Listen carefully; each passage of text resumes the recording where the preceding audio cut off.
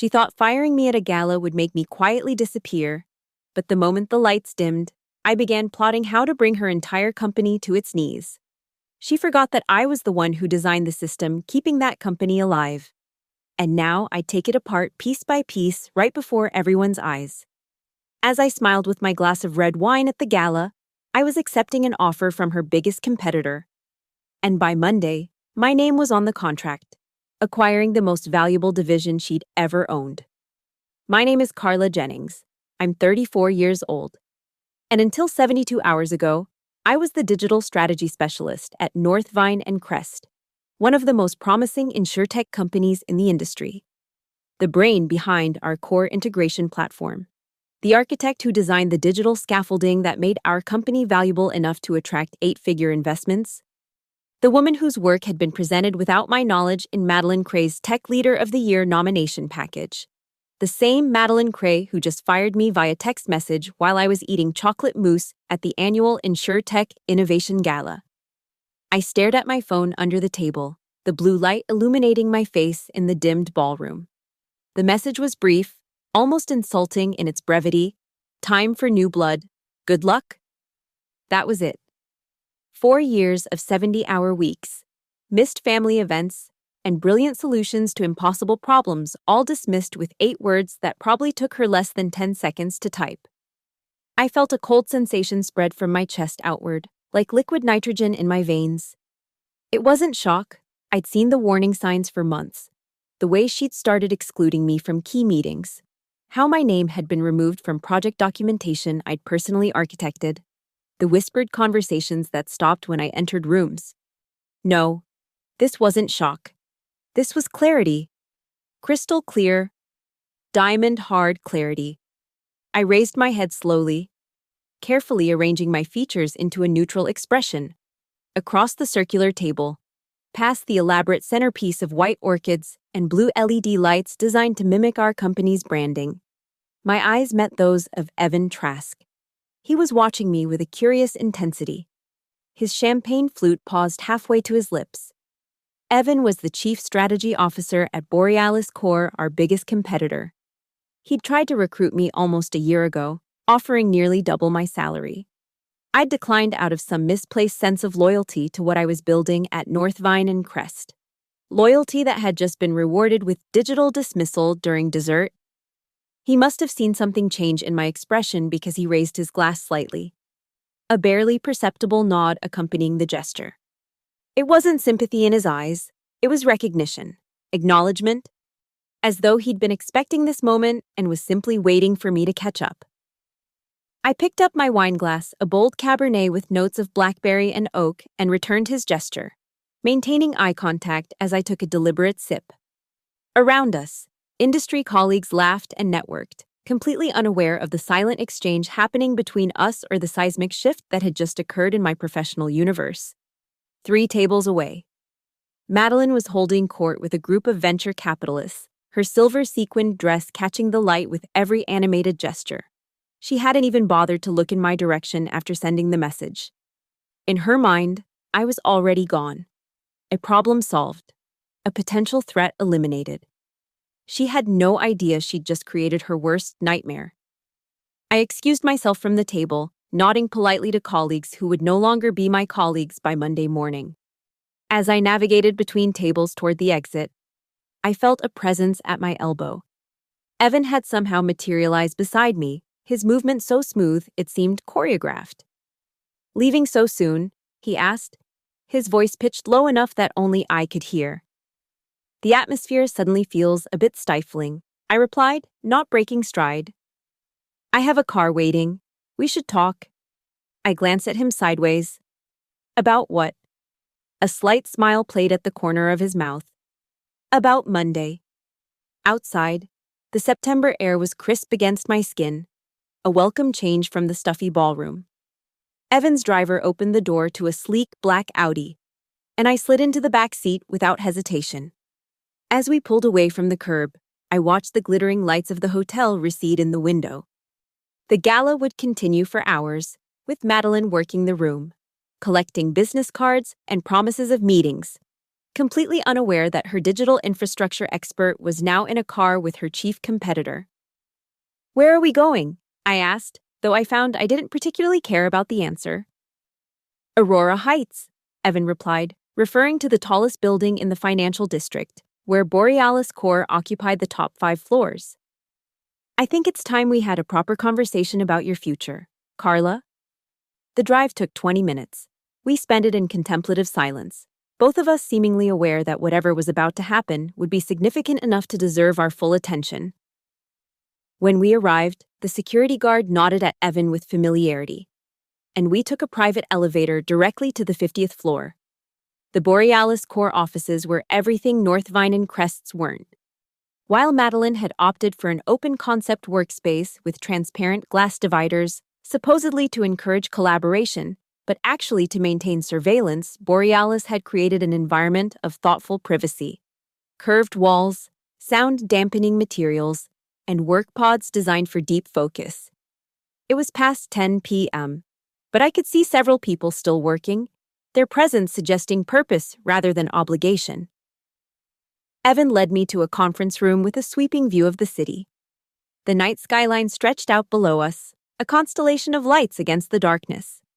He gestured for me to take a seat, then poured 2 glasses of water from a carafe on the sideboard. "I've been watching Madeline operate for years," he said, sitting across from me. "She has a pattern.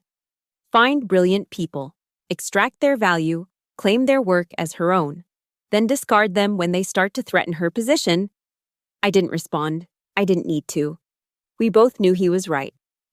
"What most people don't realize," he continued, "is that I've been keeping track of everyone she's pushed out.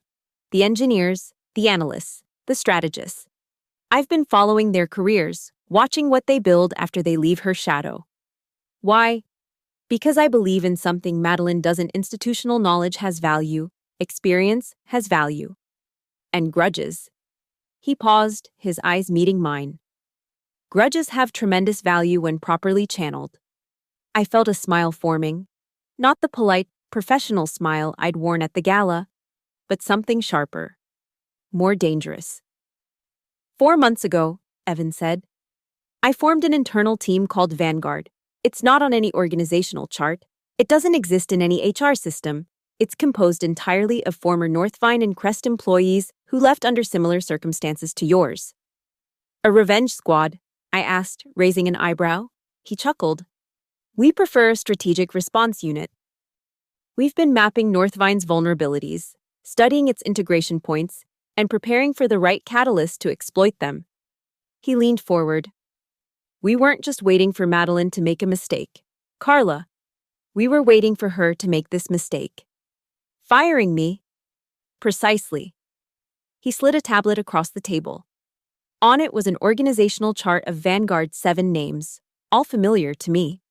Former colleagues who had disappeared from Northvine and Crest over the past 18 months. "So what are you offering?" I asked, though I already knew the answer.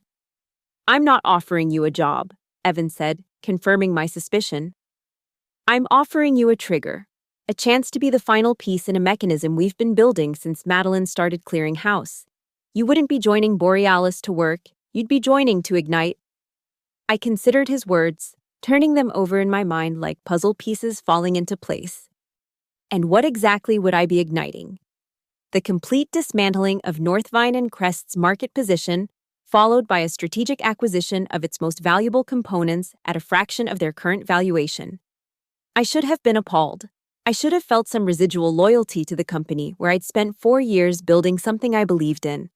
But all I felt was a cold, clinical interest. The kind of detached curiosity a surgeon might feel when presented with a particularly challenging dissection. "When do we start?" I asked. Evan's smile widened. "We already have. The moment you got into my car." The next morning, I woke in my apartment with a clarity I hadn't felt in months. The weight of working under Madeline's manipulative leadership had lifted, replaced by a singular focus that energized me. I made coffee, opened my laptop, and began working on what would become Northvine and Crest's obituary.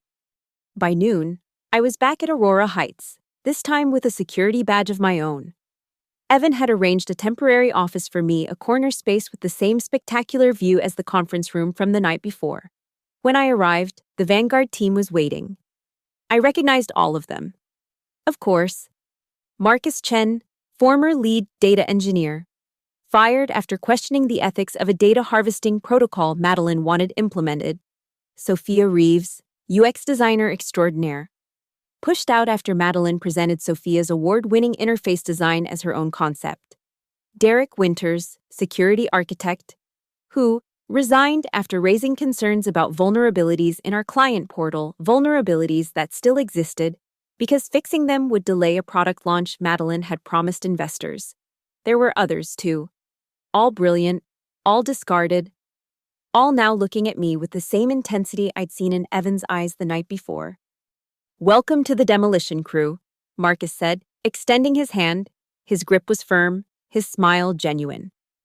"We've been hoping you'd join us sooner or later." "Preferably sooner," added Sophia. "Your replacement is already struggling with the core mesh architecture. The Slack channel is on fire with support tickets." I raised an eyebrow. "You still have access to their Slack?" Derek's smile was downright mischievous. "We have access to everything. Madeline's too arrogant to change security protocols when people leave. She thinks everyone is as disposable as she believes they are." For the next several hours, I walked the team through everything I knew about Northvine and Crest's current operations. The AI project Madeline was rushing to market despite serious issues with its risk assessment algorithms. The performance data that had been massaged to look better for quarterly reports. The technical debt accumulating in systems that no one was allowed to take offline long enough to properly maintain. And then there was Core Mesh, my baby, the integration platform I'd architected to connect Northvine systems with those of our 3 largest clients. The platform that processed over $400 million in transactions monthly. The platform that, thanks to a small clause I'd inserted into the integration agreement 18 months ago, I still technically owned the architectural rights to. "Wait," Derek interrupted when I mentioned this. "You're saying you own the intellectual property for Core Mesh. How is that possible?" I smiled, remembering the satisfaction I'd felt when I'd slipped that particular paragraph into the 60-page contract. "Madeline never reads the technical specifications. She has her assistant summarize them for her. In this case, I included language specifying that while Northvine and Crest owns the implementation of the platform, the architectural design pattern and methodology remain the intellectual property of the original architect, me." "And she signed off on this?" Sophia asked, incredulous. "Not only signed off on it, but presented the contract to the board as a major win because we wouldn't have to pay external licensing fees." I couldn't help the note of pride in my voice. She has no idea that she essentially licensed the entire backbone of their integration system from me personally. Marcus let out a low whistle. "That's beautiful. Absolutely beautiful." "It gets better," I continued. "The licensing terms include a provision for revocation of rights if the company undergoes significant leadership changes or fails to maintain the original architectural team again. Me as consultants on any major revisions." "So the moment she fired you," Derek began, "she triggered a clause that could invalidate their right to use the core mesh architecture." I finished. "They can keep using the existing implementation, but any significant updates or expansions would technically require my approval as the architectural licensor." The room fell silent as the implications sank in. Finally, Evan, who had been quietly observing from the doorway, spoke. "And Madeline is planning to announce a major expansion of Core Mesh at the quarterly investor meeting next week," he said. "An expansion that would extend the platform to 15 new clients and potentially triple the transaction volume." I nodded. "An expansion that would technically constitute architectural infringement without my consultation and approval." The smile that spread across Evan's face was nothing short of predatory. "Then I think it's time we introduce the world to Clarity Bridge." "Clarity Bridge?" I asked. "The Borealis core integration platform that just happens to use a remarkably similar architectural approach to Core Mesh because it was designed by the same architect. Under a valid licensing agreement with that architect." He looked directly at me. That is, if you're willing to license your architectural pattern to us instead. I didn't even need to consider it. Draw up the papers. Our first move was subtle, a strategic placement of doubt rather than a direct attack. Borealis Core published a white paper titled, Flawed Aggregate Data Will Destroy Insurance Tech in 2025. It never mentioned Northvine and Crest by name, but it systematically dismantled the approach that Madeline's rushed AI project was built upon, citing potential regulatory issues and accuracy concerns that would be immediately recognizable to anyone familiar with her project. The paper was picked up by 3 industry publications within hours of its release. By the end of the day, it had been shared across LinkedIn with comments from several influential voices in the insurtech space. One of those voices belonged to a member of Northvine and Crest's board of directors. Derek, who still had a friend in Northvine's IT department, reported that Madeline had called an emergency meeting of the AI development team. The launch date, which had already been announced to investors, was being reconsidered. Questions were being raised, doubts were being seeded. It was a small first strike, but effective. Like the first hairline crack in a dam, invisible to most, but a catastrophic warning sign to those who knew where to look. Over the weekend, we worked relentlessly. While Northvine and Crest's offices sat empty, Madeline didn't believe in paying overtime for weekend work. Vanguard operated at full capacity. Marcus and his team adapted my core mesh architecture into the Clarity Bridge framework, enhancing it with improvements I'd been pushing for at Northvine but had never been given the resources to implement. Sophia designed an interface that made the complex system intuitive and visually striking. Derek ensured that every security protocol exceeded industry standards. By Sunday evening, we had a working prototype that outperformed core mesh in every metric that mattered. It was faster, more secure, and crucially, fully compliant with the data standards that my white paper had subtly suggested Northvine's system might be violating. Monday morning arrived with a sense of inevitability. I dressed carefully a charcoal gray suit that projected confidence and authority. Not the approachable business casual Madeline had always insisted the tech team wear to appear relatable to clients. Today wasn't about being relatable, it was about being formidable. At 9:00 a.m. exactly, Evan and I walked into the offices of Blackridge Capital, one of Northvine and Crest's largest clients and most significant investors. Their CTO, James Wilson, had worked closely with me on the original core mesh implementation. He'd always appreciated my technical rigor, even when Madeline tried to simplify my explanations into marketable sound bites. Carla, James said, rising from behind his desk with a look of genuine surprise. I didn't expect to see you here. And with? He glanced at Evan, recognition dawning on his face.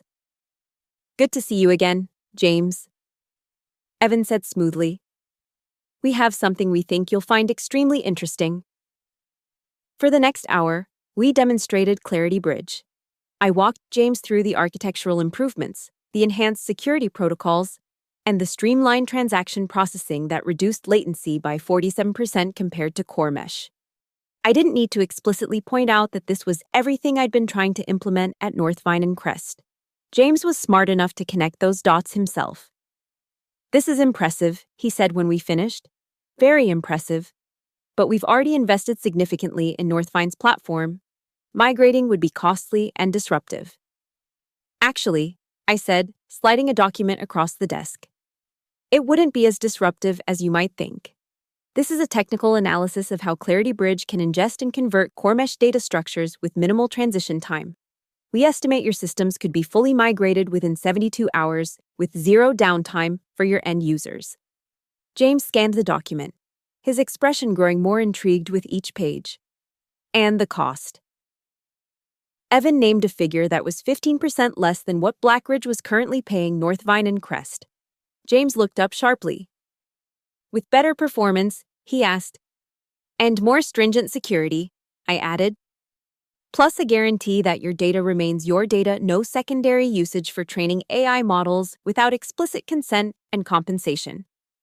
That last part was a direct jab at a clause Madeline had recently added to Northvine's terms of service. A clause that essentially gave them ownership of any insights derived from client data. It was legally questionable and ethically dubious, but Madeline had pushed it through over my objections. James leaned back in his chair, studying both of us carefully. Madeline won't take this lying down. No, Evan agreed. She won't. But before she can respond effectively, we'll be having the same conversation with Meridian Health and Apex Financial. James's eyebrows shot up.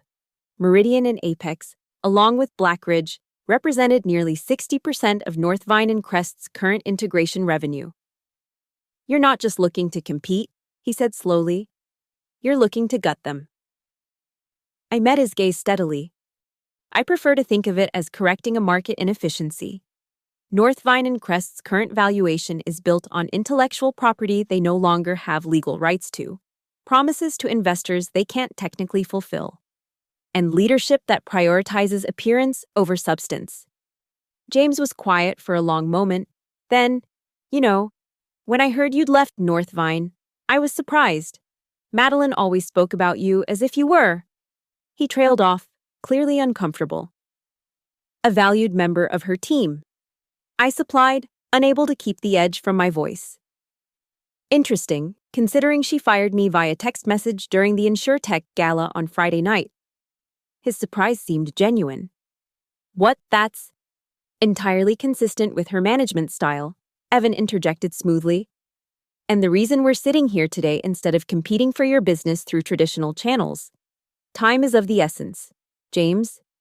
Northvine is about to announce a major platform expansion that they cannot legally or technically deliver. We're offering you a chance to get ahead of the inevitable fallout. James looked down at the Clarity Bridge documentation again, then back at us.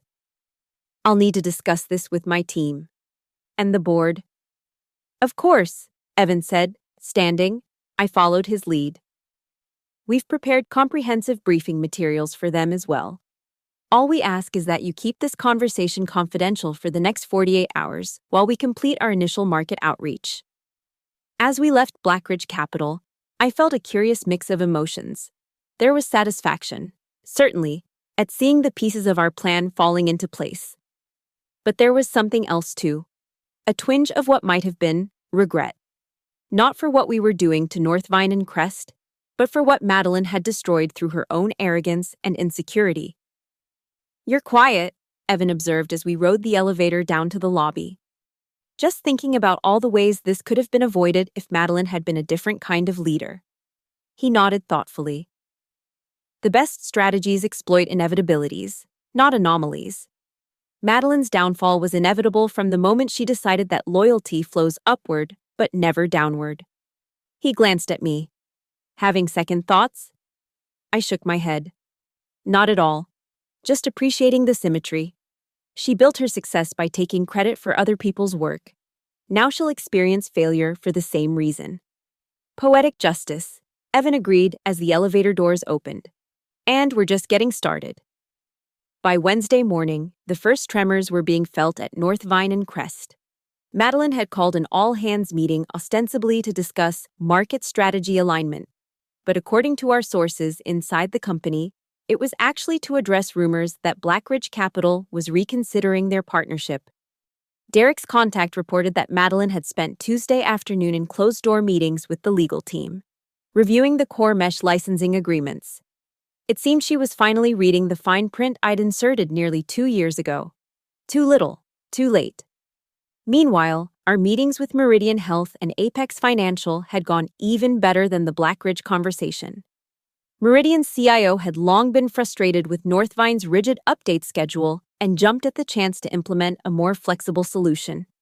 Apex's data security team was immediately drawn to Clarity Bridge's enhanced encryption and user permission controls, features I'd been advocating for at Northvine since day one. By Wednesday afternoon, all three companies had signed non-binding letters of intent to evaluate Clarity Bridge as a replacement for their current integration solutions. It wasn't a done deal yet, but it was enough to send a clear signal to the market. That signal became impossible to ignore when, at precisely 4:30 p.m., just as the financial markets closed, Borealis Core issued a press release announcing the development of Clarity Bridge and its adoption by leading financial and healthcare institutions currently using legacy integration platforms. The release didn't name Northvine and Crest or its clients specifically, but the implication was crystal clear to industry insiders. Within an hour, Northvine and Crest's stock had dropped 7% in after-hours trading. I watched the numbers from my new office at Borealis, feeling a complex mixture of vindication and somber satisfaction. This wasn't just revenge, it was a market correction, a rebalancing of value toward those who actually created it. "She's called an emergency board meeting for tomorrow morning," Derek announced, walking into my office with his laptop open. "My source says she's in full damage control mode, trying to figure out how much we know and how we're approaching her clients." "What she should be asking," I said, "is how much of her technical infrastructure she actually owns." As if on cue, my phone buzzed with a notification. An email from Northvine and Crest's legal department, requesting an urgent consultation regarding architectural licensing terms for the core mesh platform. I showed it to Derek, who let out a low whistle. "They finally found it." "Took them long enough," I replied, closing the notification without responding. "Let's see how long it takes them to realize what it means." The answer came the next morning in the form of a formal cease and desist letter, delivered to both me personally and to Borealis Corp's legal department. It alleged theft of intellectual property, violation of non-compete clauses, and corporate espionage. It demanded the immediate cessation of all development and marketing of Clarity Bridge, which it described as a blatant copy of proprietary Northvine and Crest technology. Evan forwarded the letter to Borealis's chief legal counsel, along with my original licensing documentation for the core mesh architecture. Within hours, our counsel had drafted a response that was a masterpiece of legal devastation. It not only refuted every claim in Northvine's cease and desist, but included a counterclaim asserting that Northvine's planned expansion of core mesh constituted a breach of my architectural licensing agreement. It requested immediate confirmation that Northvine would either abandon the expansion or enter into a new licensing agreement with me at terms that would be significantly adjusted to reflect current market conditions. In other words, if Northvine wanted to continue using my architecture, they'd have to pay me directly and handsomely for the privilege. By Friday afternoon, whispers had become shouts. Industry blogs were running speculative pieces about a major disruption in the insurtech integration space. Northvine's PR team issued a statement asserting their continued innovation leadership and dismissing rumors of client defections as competitive misinformation. A statement that rang hollow when Meridian Health's CEO was quoted in a financial news article expressing excitement about exploring next-generation integration solutions with multiple vendors. The final blow came when an anonymous source leaked details of my architectural licensing agreement to TechWire, one of the most widely read technology news sites. The article, titled "The Fine Print Fiasco: How One Developer Owned the Rights to a $2 billion Company's Core Technology," spread through the industry like wildfire. Northvine's stock dropped another 15% by market close. As the weekend approached, Evan called the Vanguard team together for a strategy session. The conference room buzzed with energy, part victory celebration, part war council. "We've created the opening," Evan said, standing at the head of the table. "Now we need to capitalize on it. Madeline will be working all weekend to shore up support and contain the damage. We need to be ready with the next phase by Monday morning." "What's the play?" Marcus asked. Evan turned to me. "Carla." All eyes in the room shifted to me. In that moment, I realized that what had started as Evan's revenge project had subtly transformed. The team wasn't looking to him for direction anymore, they were looking to me. I stood, taking Evan's place at the head of the table. "Madeline thinks this is about technology, that we're attacking her product. She's wrong. This isn't about core mesh or Clarity Bridge. It's about trust. Trust that she systematically violated, not just with us, but with her clients, her investors, and her board." I pulled up a presentation on the room's display. "This is Northvine's current client list. 27 companies across finance, healthcare, and insurance. Of those, only 3 are fully integrated with core mesh. The rest are still using older connection methods. waiting for the core mesh rollout that Madeline has been promising for over a year. I advance to the next slide. These are the implementation timelines she's promised to each client. Notice anything? Sophia was the first to spot it. They're impossible. These overlapping resource allocations would require at least triple the development staff Northvine actually has. Exactly, I confirmed. She's been selling the same resources multiple times, knowing full well they can't deliver on all these promises simultaneously. When clients start complaining about delays, she blames technical challenges and offers discounted rates to smooth things over, which further erodes their profit margins. So she's essentially running a Ponzi scheme with development resources, Derek said, shaking his head. Promising new clients deliverables that can only be fulfilled by bringing in even more new clients whose projects will also have to be delayed. And it was sustainable as long as no one compared notes and the company kept growing, I continued. But now that we've created uncertainty about their core technology, the whole house of cards collapses, Marcus finished. So what do we do? Sophia asked. I smiled, advancing to the final slide of my presentation. It showed a simple diagram, Borealis core at the center, with lines connecting to each of Northvine's current clients. By Monday morning, every single one of Northvine's clients will receive a personalized outreach detailing exactly how their specific implementation timeline compares to what others were promised for the same resources. Along with that, they'll receive a realistic assessment of when Clarity Bridge could be implemented for their systems with contractually binding penalties if we miss those deadlines. That's brutal, Derek said, though his tone suggested admiration rather than concern. It's honest, I corrected. Something Madeline never was. We're not just offering them better technology, we're offering them transparency. And after what they're about to learn about Northvine's promises, transparency will be worth more than any technical feature. Evan, who had taken a seat at the side of the table, was watching me with an expression I couldn't quite decipher. When our eyes met, he gave me a small nod of approval or perhaps acknowledgement that the student had become the master. There's one more piece to this, I added, turning back to the team. I want Clarity Bridge released as an open-source framework by Monday morning. The core architectural pattern, the basic implementation code. All of it available under a modified license that allows free use for companies under $10 million in annual revenue. The room went silent. This was a dramatic departure from Borealis's usual closely guarded proprietary approach. Even Evan looked surprised. You want to give away the technology we just spent a week building? Marcus asked, clearly confused. Not give it away, I clarified. Democratize it. The value isn't in the basic architecture anymore, it's in the implementation, the support, the ecosystem we build around it. By open sourcing the core framework, we accomplish three things. We permanently undermine Northvine's ability to claim proprietary rights to similar technology. We establish Borealis as the thought leader in the space, and we create a community of developers who will improve and extend the framework in ways we might never have considered. It's risky, Evan observed, though I could tell from his tone that he was intrigued rather than opposed. So is challenging a $2 billion company with a legal team 3 times the size of ours, I countered. But risk creates opportunity. Northvine succeeded by hoarding and controlling. We'll succeed by sharing and enabling. The weekend passed in a blur of activity.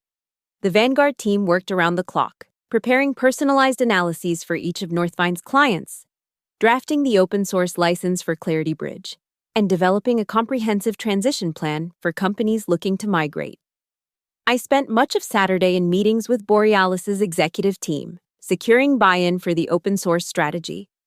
There was resistance. Initially, open-sourcing core technology wasn't in Borealis's DNA, but Evan backed me completely, arguing that this was a unique market moment that required unconventional tactics. By Sunday evening, everything was in place. The Clarity Bridge GitHub repository was populated and ready to go public.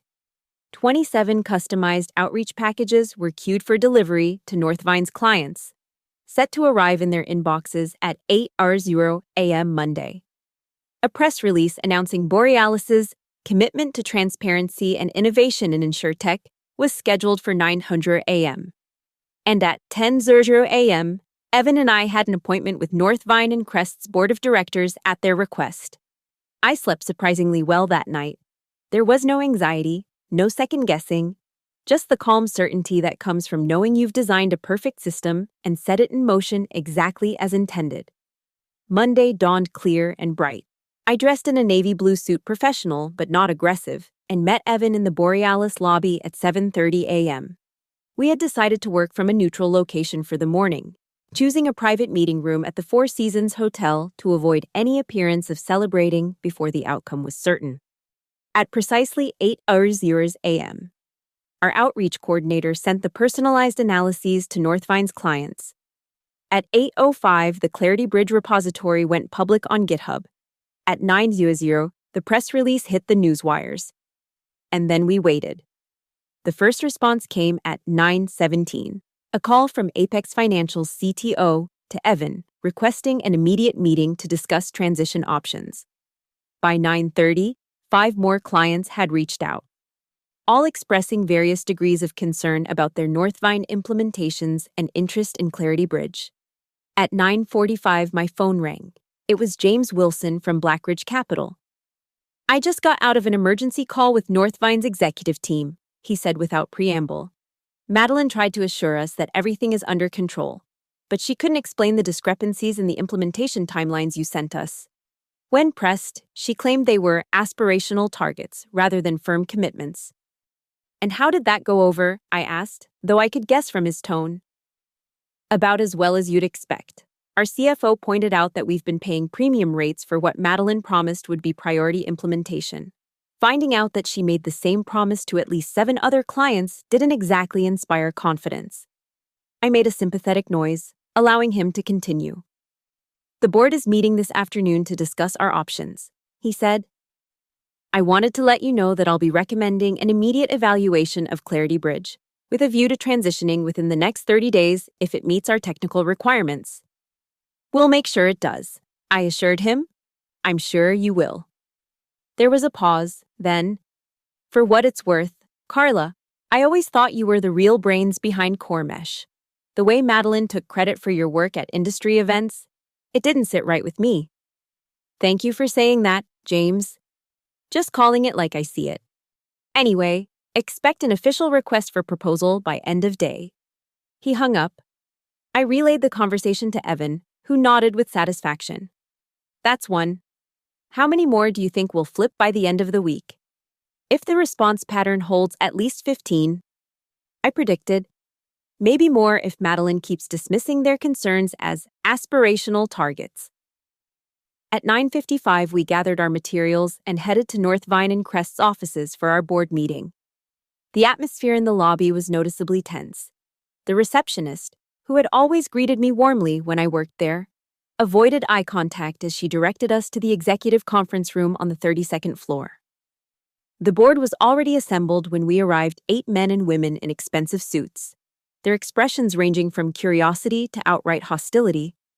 Madeline sat at the head of the table, her posture rigid, her face a carefully composed mask of professional calm. Only the slight tremor in her hand as she reached for her water glass betrayed her inner turmoil. "Mr. Trask, Ms. Jennings." The board chair, Robert Harmon, greeted us. "Thank you for agreeing to meet on such short notice." "Our pleasure," Evan replied smoothly, taking a seat. I sat beside him, directly across from Madeline.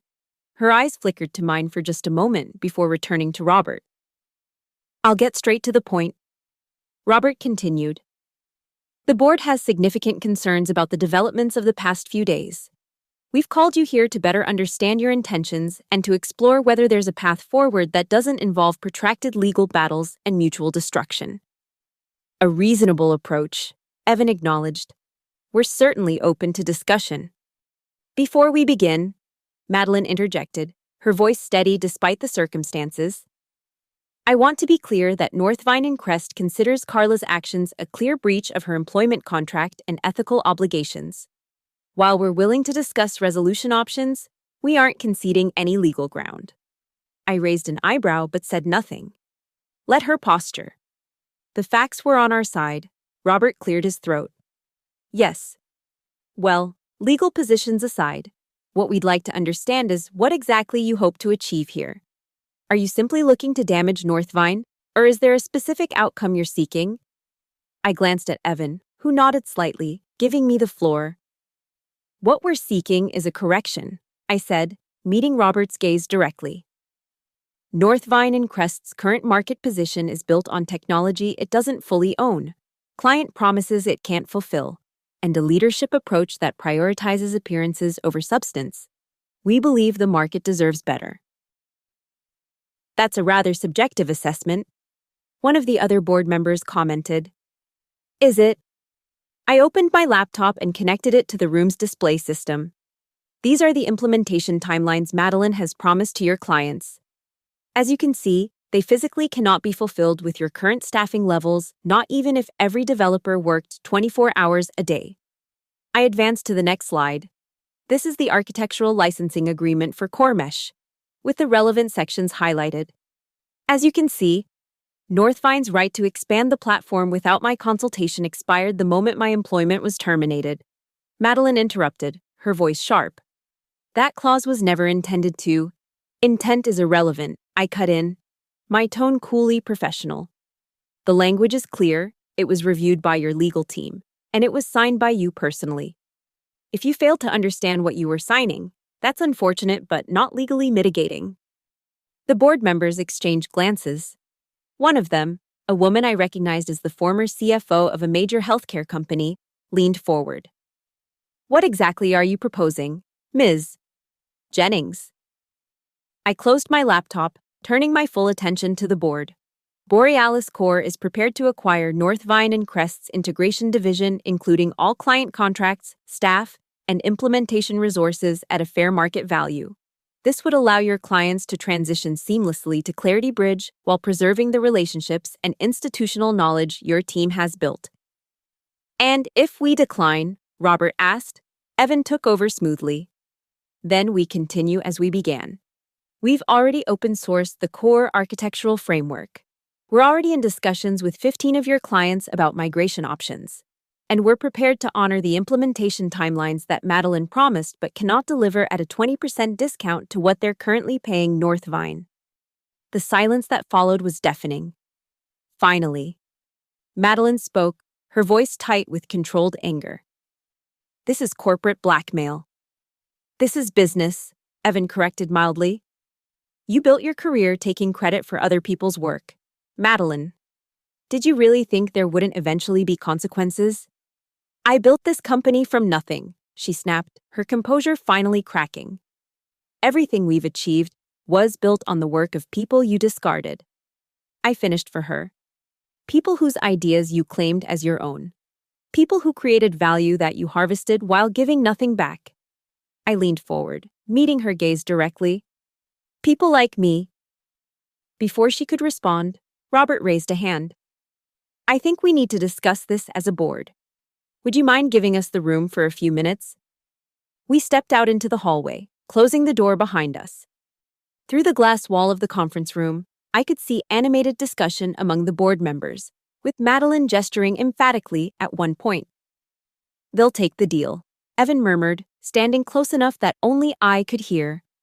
They have to. The alternative is watching their stock value evaporate as clients flee. Madeline won't go quietly, I predicted. No. But she'll go. His confidence was absolute. The board will see to that. They can't afford to let her ego sink the entire company. 20 minutes later, we were called back in. The atmosphere had shifted subtly, a certain tension had dissipated, replaced by the pragmatic resignation of people who had accepted an unpleasant reality. We'd like to explore the acquisition option, Robert said, his tone carefully neutral. Of course, we'll need to conduct proper due diligence and valuation, but in principle, we're open to discussions. I nodded, keeping my expression professionally pleased rather than triumphant. We're ready to begin that process whenever you are. There is one condition, he added, glancing briefly at Madeline, whose face was now an unreadable mask. We'd like any agreement to include mutual non-disparagement clauses. What's happened here stays in this room. That's acceptable, Evan agreed. We have no interest in public recriminations. Our goal is smooth client transitions and technological advancement, not corporate drama. We spent the next hour outlining the broad strokes of what an acquisition might look like. Madeline remained silent throughout, her earlier fire seemingly extinguished. When the meeting concluded, she was the first to leave, exiting without a word to anyone. As Evan and I gathered our materials, Robert approached me privately. For what it's worth, the board was unaware of the circumstances of your departure, he said, his voice low. That's being addressed internally. I appreciated his diplomacy but knew what he was really saying. Madeline's days as CEO were numbered. The board might save face publicly, but behind closed doors, they wouldn't tolerate a leader who had exposed them to this level of risk. I'm glad to hear that, I replied simply. I look forward to working with Northvine's integration team again under better leadership. We left the building in contemplative silence. Outside, the city continued its Monday morning bustle, oblivious to the corporate drama that had just unfolded. It wasn't until we were in Evan's car, heading back to Borealis, that he finally spoke. When I started Vanguard, I was thinking tactically how to gain competitive advantage by exploiting Madeline's mistakes. But you? He glanced at me, genuine admiration in his expression. You've been thinking strategically all along. That licensing clause wasn't just insurance. It was a chess piece you placed years ago, waiting for the right moment to activate it. I smiled, feeling a complex mixture of vindication, satisfaction, and something like peace. I never actually expected to use it. I just couldn't bear the thought of Madeline owning something I'd created with so much care. And now she doesn't own anything at all. He shook his head, impressed. By the way, I've been meaning to ask, what position would you like at Borealis once this is all settled? Chief Technology Officer, Head of Innovation? Name it, and it's yours. I considered the question, watching the city pass by outside the window. 3 days ago, such an offer would have seemed like the perfect victory, the ultimate vindication. But now, having orchestrated the dismantling of a $2 billion company in less than a week, conventional corporate titles felt strangely limiting. Actually, I said, an idea forming. I was thinking of something different. What if we created a new division not just for integration technology, but for completely rethinking how insurtech companies approach client relationships, not selling products or services, but building genuine partnerships based on transparency and shared success? Evan raised an eyebrow, intrigued. Go on. The problems at Northvine weren't just Madeline. They were systemic to how the entire industry operates, promising more than can be delivered, treating client data as a resource to be exploited rather than a trust to be protected. What if we fundamentally changed that approach? You're talking about disrupting the entire industry model, not just one company, he observed. Exactly. Madeline was a symptom, not the disease. If we really want to create lasting change, we need to think bigger. I turned to face him fully. I don't want a title. I want to build something that makes titles irrelevant. The smile that spread across his face was genuine, not the calculated expression of a corporate strategist, but the delighted recognition of a kindred spirit. Carla Jennings, corporate disruptor, has a nice ring to it. 2 weeks later, Industry Forward magazine published an article titled, "We Weren't Disrupted, We Were Replaced." It detailed how Borealis Core had acquired Northvine and Crest's integration division for a fraction of its previous market valuation, bringing both the technology and the talent under a new banner called Transparency Partners. The article didn't mention Madeline by name. It didn't have to. A small sidebar noted that Northvine's CEO had stepped down to pursue other opportunities and was currently taking a mental health sabbatical while considering her next move. The non-disparagement agreement had held, but the industry understood what had happened. I was named as the director of the new division with a mandate to reimagine client relationships in the digital age. The former Northvine integration team, many of whom had been my colleagues and friends, transitioned seamlessly, most of them expressing relief at working in an environment that valued their contributions rather than exploiting them. On the day the article was published, I sat on the balcony of my new office at Aurora Heights, overlooking the city. On my tablet was an email from Borealis's legal department to Madeline, confirming the final details of the acquisition. The subject line read, "Clarity Bridge now property of Carla Jennings, the woman you once called an assistant with outsized ambitions." I closed the email without responding. There was no need. The work spoke for itself, just as it always had. The difference was that now, finally, my name was attached to it. The vindication was sweet, but the future was sweeter. I had a company to rebuild, an industry to reshape, and a legacy to create, one that would be defined not by revenge, but by the kind of leadership I had always wished for, but never experienced. Madeline had fired me at a gala, thinking I would quietly disappear into the night. Instead, I had made her entire company obsolete by Monday, and in doing so, discovered that my ambitions had always been too large for her small-minded vision. Some people climb the corporate ladder, others build elevators that make ladders obsolete. I'd finally found my true calling not as an architect of systems, but as an architect of change. And I was just getting started.